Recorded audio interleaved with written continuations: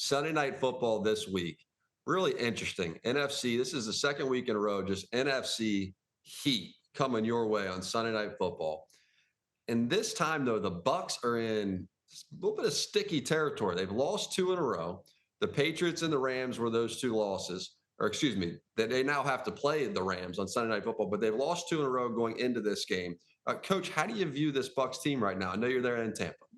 Yeah, and what it is, you've got an injured football team. Baker Mayfield is playing great football. They've got a lot of confidence. They've played some tough games, but they don't have all their weapons.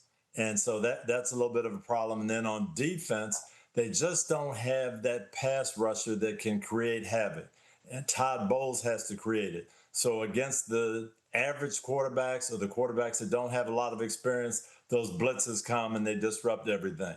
Now, when you play the Josh Allens, you play the Matthew Staffords who know what's going on and can handle the blitz, it's a little tougher on them. That's where they are. I think it's going to be a good game, but I just think the Rams defense is ahead of the Bucs defense right now, Rod. Yeah, and I think the Bucs have to come out and really establish that run and just to really kind of slow down those pass rushers. When I look at the Rams, if there's one weakness or one, and their secondary is playing a lot better, I would say you can still attack those corners. So I still have a lot of confidence in these Bucs young wide receivers to attack that secondary of the Rams. But the key here, Jack, is they got to protect Baker Mayfield because they have 4 guys. They get interior pressure. They get pressure from the outside. They keep those guys fresh. They rotate them. And that's really the stalwart of their team is that pressure. So it's going to come down to Baker Mayfield not turning the football over. If he won't turn the football over and push the ball down the field, I think Tampa Bay has a chance. They do, and you hit the nail on the head. Come out running the ball like you did against Buffalo, so you get them on their heels. You throw when you want to, not when you have to, and stay away from the turnovers. Sam Darnold and the Seahawks moved the ball on the Rams, but turned it over. So if you're the Bucs, we've got to stay balanced. We got to protect the ball, and we'll be in good shape. Yep. Coach, you said it. It was the Patriots and then the Bills. So it was the 2 teams out of the East that had just beaten the Bucs. The Rams now on the other side, they've won 5 in a row. They are on a heater. Baltimore, Jacksonville, New Orleans, San Francisco, and Seattle. Those are the wins coming into this one for the Rams. We just saw Philly in a nasty weather game and what they did to Detroit. And now we get to see the Rams, Rod. Those 2 teams, I mean, is there one you believe in more, or is it you want to see how this last month or so plays out? How do you see the NFC at the top? Well, I picked the Rams this year to go to the Super Bowl because I just felt like, I felt like if they could get a little bit more experience in their secondary, maybe another good linebacker, they'll have an opportunity.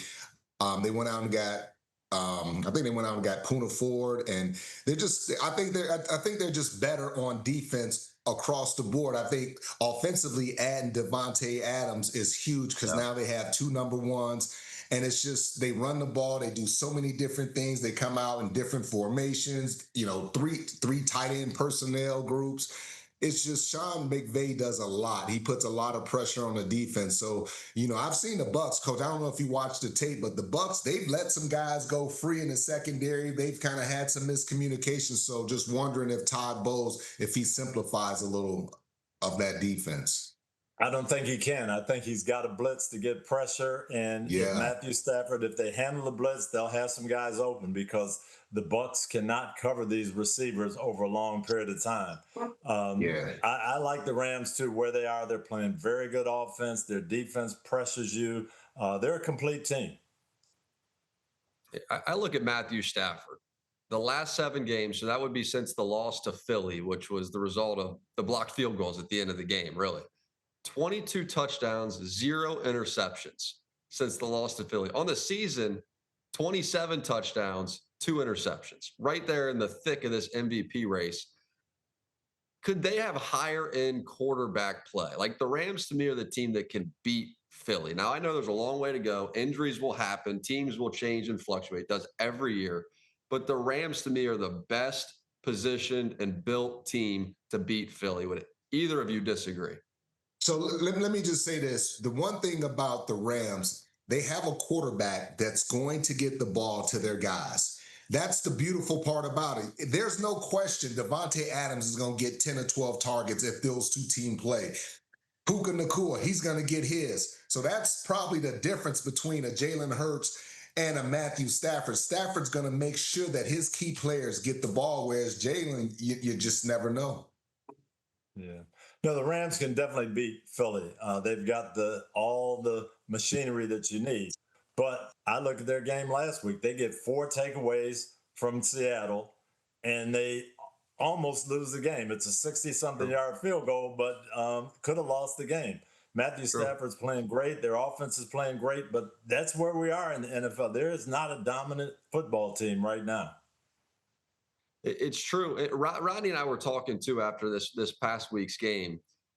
Like, is the NFC just better than the AFC right now? Like, because my curious question would be, let's just say the Eagles were to come out of the NFC, and let's say even the Chiefs, for example, get hot. They come out of the AFC. There's no way that you would like, Kansas City against Philly right now. I mean, Rod, what would go through your mind if those two teams? I don't like any team against any NFC team, any AFC team against any NFC team, because I just think they're bigger, they're tougher, their line of scrimmages on both sides of the ball is a lot better. So when you start talking about the Rams and you start talking about the Eagles and the Lions, like you said, Coach, the Lions, the Bears, it's that offensive line, it's the defensive line, and that's the difference maker right there. Yeah, I think you put the Rams or Philadelphia in the NFC, in the AFC, and we'd be saying they're the favorites by far. It just would be because they've got defense, they've got physicality.